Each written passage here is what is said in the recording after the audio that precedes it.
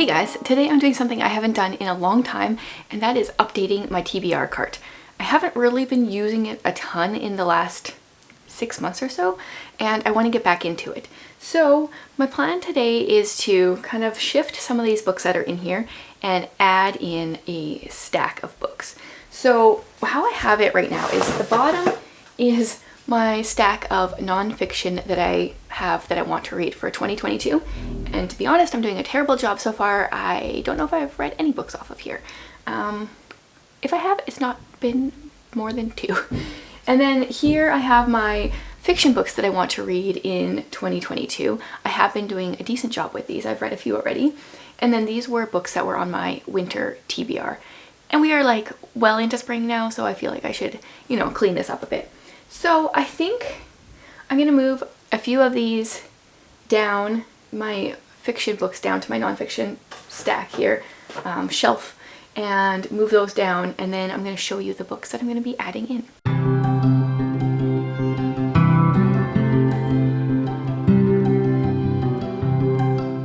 So how I kind of have this set out is I have one nonfiction book, some adult / maybe some YA books, and then a bunch of middle grade books. After middle grade March, I bought a bunch of books, and there was a few books I didn't get to that I would really like to prioritize. So there's actually quite a few middle grade books here, and if I can fit more on the cart, then I'll grab a few more. But let's just start with a nonfiction since there's a whopping one of them. This is Newspaper Blackout by Austin Kleon. This is just, it will be a short read. It's just blackout poetry from newspapers that he did. So I'm excited to read this because I've read his other books, which are very different. They're more like how to be an artist, how to be a writer kind of books. But I really like blackout poetry myself. So I want to get to this one soon, and it will be a fast read. Oh yeah, the first book is always the hardest to get working here. Okay, then let's go into my adult, and I think there's a couple YA books in here. First of all, I have The Testament by John Grisham. I think this might have been on my cart earlier. This one I totally picked up from a little free library because Oshina raved about it for a while, a long time ago already, but I still want to read it. I think this kind of has vibes of, totally blanking on the name, where the guy writes a will and, it's called,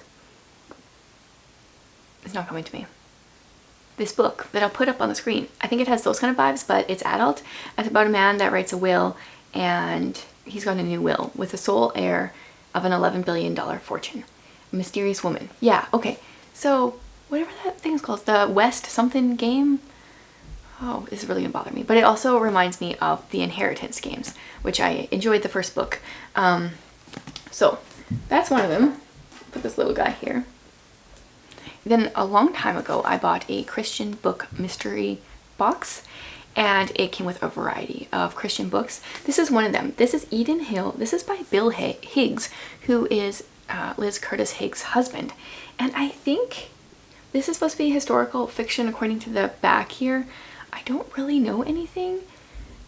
A lot of the books in that box kind of weren't my cup of tea, but I've actually really enjoyed some. So this one says, nothing seems to change in Eden Hill, Kentucky, and that's just fine with Virgil. Oh, his name's Virgil? Virgil T. Osgood. He's been content to raise his family and run the only service station in town. But when a new station is set to open right across the road from Virgil's pump, he suddenly faces obstacles in his career, his marriage, and his self-worth that he's never dreamed of. So this isn't a book I would normally pick up, but I don't know. We'll see. I feel like I want to give it a chance, and it might be really good. I've been surprised by some from that box. Then I've got, okay, I don't know how to pronounce her name. Lady Jane Disappears or Lady Janie. I know people that have the same spelling but pronounce it differently. So that's difficult. This is a Christian historical fiction. It's Lyndhurst Manor is a house built on secrets, and the arrival of Ariel Harcourt might reveal them all. Yeah, I don't know. I think I picked this one up from Book Outlet. I want to say, I'm pretty sure this wasn't in the Christian box. I'm pretty sure I bought it from Book Outlet when I was looking for some more Christian fiction, and then I got scared of them because I'd never really heard of them before. So I want to read it. Sometimes I just need to push myself. This is one that I recently bought. It is Terry Blackstock's Gifted. I think this is very different than her normal suspense books. I think this is like either like supernatural suspense or something like that. 3 friends rescued from the rubble of an earthquake, miraculously healed of their injuries, then gifted with mysterious powers. Yeah, so it's very different than her normal stuff. It's very short. It's 130 pages. So this one will be a quick read, and I'm curious to see her branch out of her normal genre. Oh, this is one of those books that's been on my TBR shelf for a long time. It's been on TBRs. I've been meaning to get it. There are a few people you know, like Anne, who really want me to read this book, and I just haven't yet. That's The 13th Tale by Diane Setterfield. I read one book by her, and I've been terrified to try any other books, even though I've heard this is completely different. This is, I think it's a kind of like a book of fairy tales, but one of them is missing. It's The 13th Tale, something like that. And I've honestly just heard really good things. But I really didn't like her Once Upon a River, and so now I'm just terrified to try this book. Which doesn't make any sense, because I can just stop if I don't like it. Sometimes the brain isn't very logical. Okay, this is one that I just picked up. I think it was in my last haul. It is The Last Year of the War by Susan Meisner. Now, I do have another Susan Meisner. Oh yeah, it is here on my cart. It is one of the books I want to get to for 2022. Secrets of a Charmed Life. And I read her Bright as Heaven and loved it. And so I want to read this. This is set in 1943. Oh yes, right. So this girl is 14 years old. Her father, a legal U.S. resident for nearly 2 decades, is suddenly arrested on suspicion of being a Nazi sympathizer.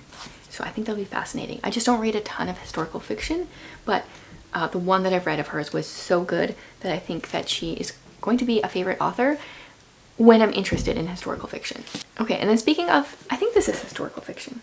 This is one that I pulled out of my own little free library recently and shared it in, I think, my second last book haul, and that is Where the Crawdads Sing.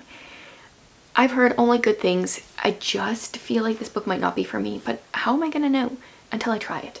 And honestly, I love the colors on this cover. I totally judge a book by its cover. If I had heard as many good things about this book and it didn't have the cover that it has, I wouldn't have picked it up. This, I don't even know anything about it. For years, rumors of the Marsh Girl have haunted Barclay Cove, a quiet town in the North Carolina coast. So in late 1969, when handsome, I don't usually like that word on the back of a book, Chase Andrews is found dead, the locals immediately suspect Kia Clark, I don't know if that's how you pronounce it, the so-called Marsh Girl. But Kia is not what they say. Sensitive and intelligent, she has survived for years alone in the marsh that she calls home, finding friends in the gulls and lessons in the sand. Interesting. It's actually, I had never read that far on the back or really known anything about it, so we'll see. I'm really curious about that one. I have been doing reading vlogs over on my Patreon, so I've been kind of like sharing more into the looks of books as I'm reading them, more of my thoughts. I think that would be a very interesting one when I go and read that one. I think the reading vlog will be interesting to see what I'm actually thinking as I go. Okay, now we are I think kind of onto, oh no, there's one that is kind of like YA here. This is The Queen's Rising. I recently was judging books by their first paragraph, and it was a bunch of books that I kind of wanted to get rid of. And this one actually, the first paragraph was very interesting. This is YA fantasy, I believe. When her 17th summer solstice arrives, Brianna desires only 2 things: to master her passion and to be chosen by a patron. I'm going to read this first paragraph again because this is what intrigued me. Magnalia House was a sort of establishment where only wealthy, talented girls mastered their passion. It wasn't designed for girls who were lacking, for girls who were illegitimate daughters, and certainly not for girls who defied kings. I, of course, happen to be all 3 of those things. That's actually the prologue. I can't remember if that's what I had read, but that is intriguing. I can't remember if I read the prologue or the first. It must have been the prologue that I read there. That is interesting. Okay, now I think we're kind of more onto middle grade. First one is the Green Fairy book. I found this, I don't know, Little Free Library or a thrift store. It's like got an ink stain, a dark green ink stain that kind of bled through, and I think that just, wait, is that supposed to be like that? Oh, that is part of the book? I'm kind of confused because I don't think it's supposed to be part of the book, but it's green and it's the Green Fairy book, so that's kind of cool. Anyway,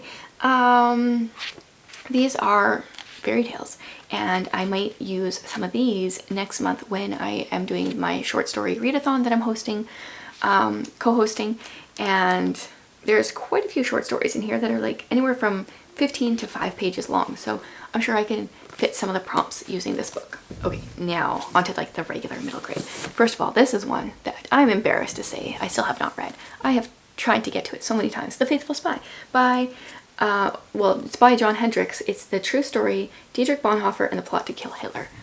And I think it's going to be fascinating. The illustrations are amazing. John Hendricks, I just mentioned him in a recent video for some reason. I don't remember why. But he has like really great illustrations, and I've enjoyed his books. So I think he just illustrated a book I got from the library. Is that what it is? Yeah, you'd think I'd be able to remember things a little better. Anyway, I'm going to get to this one. It's not coming off of this cart until it's like going to be read. Then this was a cover by The Tunnels Below. I just hauled this one. This was on her 12th birthday. The last thing Cecilia expected was to find herself lost in a labyrinth of tunnels beneath London. Honestly, London is like a buzzword for me, and when a cover is this gorgeous, like, it's going to get read. Another one that I recently hauled, actually the next couple are, is The Length of a String. This one I've heard really good things about. People were reading it during middle grade March. It's about a girl who wants to find her birth parents. There's some mysteries on what happened during World War II. Somewhere there's adoption and secrets and things. And it has really big font, so this should be a fairly quick read. And then the other one I recently hauled is Prairie Lotus. My friend, who has spent most of her adult life living in China, said that this is like Little House on the Prairie, but our main character is half Chinese. It's set in Dakota Territory in 1880.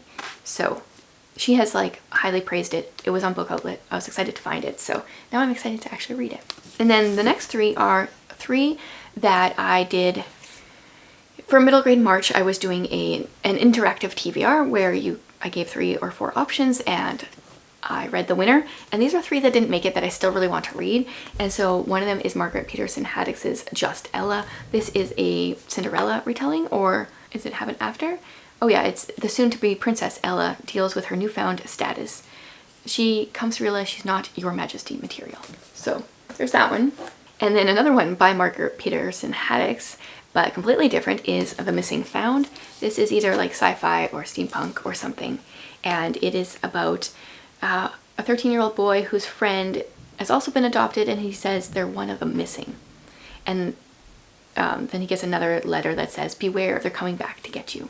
So I really enjoyed her Stranger series. I really need to get going on this series. And then the last one was another one that was an option for my middle grade March, and that is The Grave Thief. This is by Dee Han. I got this sent to me by the author actually, I think at the end of February, and I really want to read it. First of all, because of the artwork. Once again, judging a book by its cover, and like the back is gorgeous. And this is about Spade, who is a grave thief. With his father and brother, he digs up the recently deceased to steal jewels, the main form of trade in Windhale. Windhale? Yeah. As he embarks on a treacherous quest, okay, this is the problem with skipping sentences or paragraphs, he meets Ember, the queen's niece, and together they race to solve the mystery of the legendary Deep Stones. So, we will see how this one is. I'm excited about it because it looks gorgeous and it sounds like a really interesting premise. So I do have space for like 3 more books. So I'm going to head to my TBR shelf and pick off 3 more. I do have a Sanderson I would like to put on here, but I have a few other Sandersons. I have one series to finish and another Sanderson book on here already, so I'm not going to pick one of those, even though I really want to. I'll be right back. Okay, I found 3 more books. I have The Forgetting. This was another one that I did a first paragraph, and so many people said they loved this book, which is interesting because I've never heard anyone on BookTube ever talk about it. So I'm gonna give this one a try. It's this girl lives in the city of Canaan, where life is safe and structured. Every 12 years, the city descends into the bloody chaos of the forgetting, a day of no consequences and no remorse, when each person's memories of parents, children, love, life, and self are lost until they have been written. And that is a very interesting concept to me. And apparently the first paragraph was interesting enough that I kept it. Oh yeah, the first sentence was really good. I am going to be flogged, and I don't know why I'm so surprised about it. I like that. Not like getting flogged, but it catches my attention. The next one, so I think that one is YA. This one I believe is also. This is The White Water Fire Saga. This is Deep Blue by Jennifer Donnelly. Another one I just hauled. It has to do with a mermaid, judging from the cover. It says, on the morning of her betrothal, Serafina's biggest worry should be about her reunion with Prince Maudie. Instead, she is haunted by strange dreams foretelling the return of an ancient evil, and the city is stormed by assassins. So I liked her stepsister book and wanted to try more from her, so I have that one. And the last one is The Language of Flowers. This one is about a girl who ages out of foster care, I think. Victoria has nowhere to go and sleeps in a public park where she plants a small garden of her own. When her talent is spotted by a local florist, she discovers her gift for helping others through the flowers she chooses for them. It's a heartbreaking and redemptive novel about the meaning of flowers, the meaning of family, and the meaning of love. So when I'm feeling like I'm ready for a gut-wrenching book, I think I need to pick this up. But the thing is, I often don't like going into a book knowing my heart is going to be ripped out. But this one's going on the stack. So there you have it. That is my updated TBR cart. I'm going to try to mostly pull from this for my TBRs, plus some library books. So I can kind of like prioritize the books that I actually say I want to prioritize, with some wiggle room, because I still want to do some mood reading and stuff. But let me know if there's a specific book that really you think I should get to in May, or really soon, one that you really loved, or if you think there's one that I'm really going to hate, let me know so I can know going into it. Thanks for being here, guys.